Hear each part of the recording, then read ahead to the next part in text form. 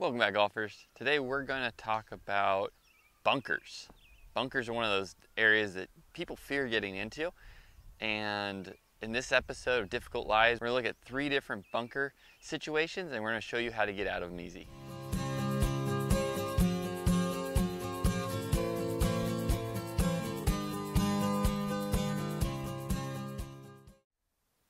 So bunker shots can be intimidating.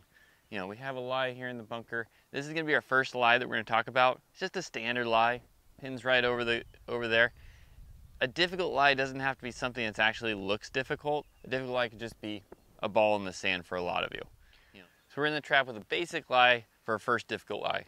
So nothing crazy about this lie besides being in the sand. So what we want to do is be able to get the ball out of here, land it where we want to, stop it fairly quick, since we don't have a lot of run out on this shot. And there's a simple method to do it. So first thing we want to do is make sure our stance is nice and wide and balanced.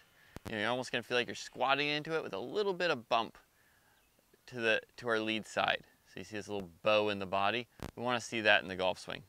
The other thing we want to do is, when we're taking it back, we're going to try to do it as relaxed as possible. Those arms are nice and flowing. Number 3, we want to make sure that when we take it back, we want to make sure our lead wrist is not flat. We actually want to cup our lead wrist when we're hitting bunker shots. It allows the face to stay open and use more bounce. So you'll see the face go more back towards the target, and when you finish, it'll go back towards the camera, that direction. And then last, you just want to do it with a little bit of aggression. We're hitting behind the ball, and we're not really hitting the golf ball. We're hitting behind the ball, creating almost like a pillow of sand. Then we're going to throw the pillow of sand up onto the green. So when we do it correctly, a little open stance, squatting down, cupped wrist, soft arms, and a little bit of aggression. It comes out nice and high and soft, and we can land it where we want to, and we can have control over it. What we don't want to do is just stick the club in the ground and stop our momentum. That's not going to get the golf ball out of the sand very well. So again, let's go through just a basic bunker shot here. So open stance, squatting down,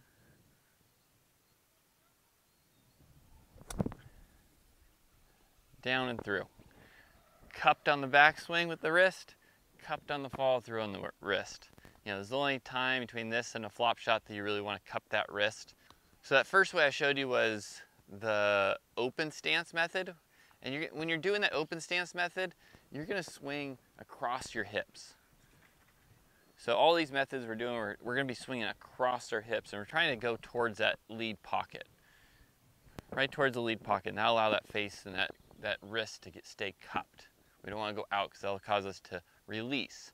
The main thing is, you can see when I did that, I'm doing it with speed, I'm doing it with a little bit of rhythm, and I'm not putting any brakes in my body or in my hands when I'm hitting the shot. I'm just taking it to the top of that swing, and then I'm working back and down and through it. So kind of L to L, or to the sky, and then to the sky. The hands aren't pressing away and getting wide. If you do that, you're going to hit it further, which is fine if you have that shot. But this one, we have it kind of close, right over the bunker edge there. So we're going to bring our arms kind of tight to our body, a tight little U. If you want to hit it further and land it further away, you go a little bit wider. Or instead of using, like I'm using a 60-degree wedge here, you can use a 56 or a 54, 52. If you have a really long shot, you even hit a pitching wedge.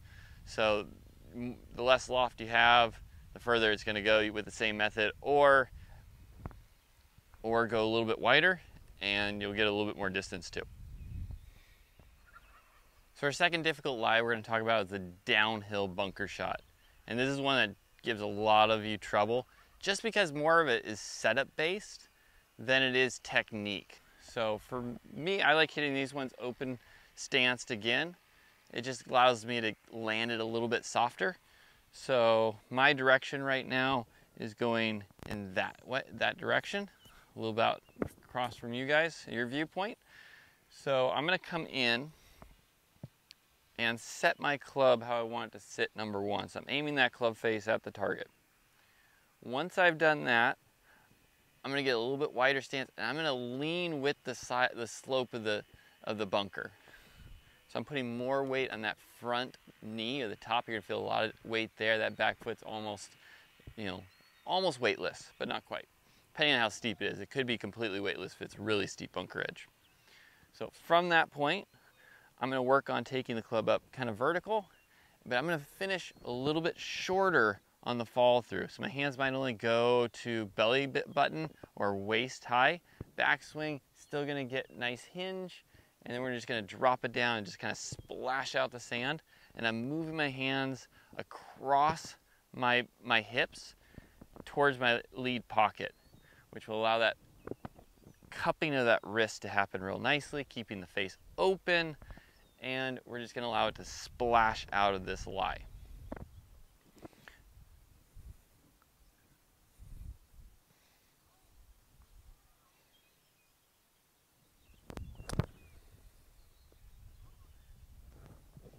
Just like that. Just like on the downhill lies, which we talked about last time, Difficult Lies. If you didn't watch that, go check that video out. We want to make sure our body is angled with the slope. If our body's angled with the slope, we won't be fighting it. We won't enter behind too far, where then we're going to end up sculling that ball across the green. So when we're hitting the shot, angle your body with the slope, more weight on that front side, and then when we come through, do it with a little bit of aggression, a lot of wrist set, a lot of cup in that left wrist. And finish short with those hands. So the hands are about belly button height. Still some release in it, that's totally fine. It's not gonna have to be down here, but we wanna make sure those wrists are supple and soft, those arms are soft, and we're using our lower body kind of as a shock absorber so that we can, soft knees, moving through, keeping our squat when we're doing that so we can stay low so we can get into that sand and underneath that ball. Try out that method, it'll make it so much easier on those downhill lies. So the final method we're going to talk about is one of the more difficult lies that you can get in a bunker, and that's when the ball comes in and plugs. That's embedded about 3/4 down, and we have a lot of sand to go through. So I'm going to give you a couple different ways to get that out, and it's a little bit different than what we normally would do. It's kind of more towards what you don't want to do, but with a little bit more pace. So when I mean don't want to do, so we need to shovel this one out. This thing's sitting in there deep, and there's a couple different ways to shovel it. So number one, we got to turn the club into a shovel. So instead of being wide open faced like we were before, where we're using a lot of that club flat, more flat towards the ground, if we did that, we're not going to get the depth we want. So now we're going to take that club and we're going to turn it more into a shovel so we can dig it in underneath it and let it jump out. So when you see it, this type of lie, the ball's going to tend to run a little bit more, and we got to account for that with where we're going to try to land it and the speed we're going to try to put through the sand so we land it where we want to. So in this method, we're going to go a little bit square to it. I'm still going to be a little bit open. Knees are still going to be squatted down, still bumping towards the target a little bit in that direction. I'm going to get a lot of wrist set. I'm not going to take a big swing, just a lot of wrist set really quick, and then I'm just going to come down, I'm going to pop into it and then give a little bit of release. So still cupping a little bit, coming in, cupping on the other side, but shorter on the fall through. Some people might call this the cock and pop method, and it's a great way to kind of, it's exactly what it is. You cock your wrist and you pop down through the ball, and it kind of just pops out of the sand. So make sure you're doing this aggressively. So let's try it out. Square faced, aiming at the target, a little bump to the left, and just cock and pop.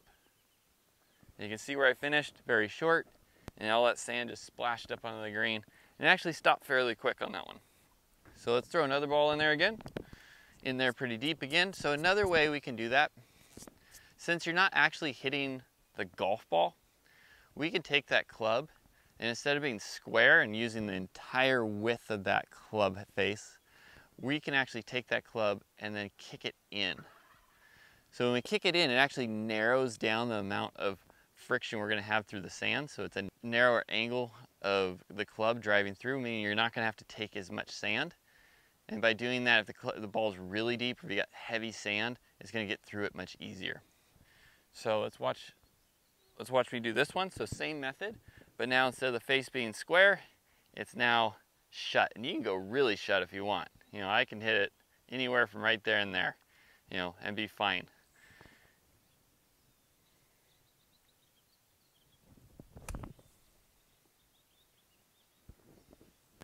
And you can see when I do that, I got a lot of speed coming out of that shot. And those ended up really, really close to the flag, and I have a good chance of getting up and down. That's what we're looking for. So when you're hitting this, you know, we're hitting out of a deep plugged lie like this, you know, square up the face, turn it into a shovel, be aggressive down into it, a lot of wrist set, a lot of punch down into the sand. Make sure one thing that we do in our golf swing that we don't want to do when we're hitting bunker shots is extend in our lead side. We don't want to do that. So we're going to keep our squat and just stay down into our squat. It allows us to get underneath the ball, allows the ball to get up out of the sand really quick without hitting it thin or topping it or sculling it. We don't want to do any of those things. So try out that method. Golfers, thank you for watching this week. Try out those tips I gave you in the bunkers. Make sure whenever you're hitting a bunker shot, you're doing it with a little bit of speed, a little bit of aggressiveness. Don't get caught up just swinging into the sand, stopping. Get into the right setup positions like we spoke about, and bunkers will become so much easier and you'll actually enjoy hitting out of them. Remember, if your feet aren't working, your swing's not working. I'll catch you guys next time.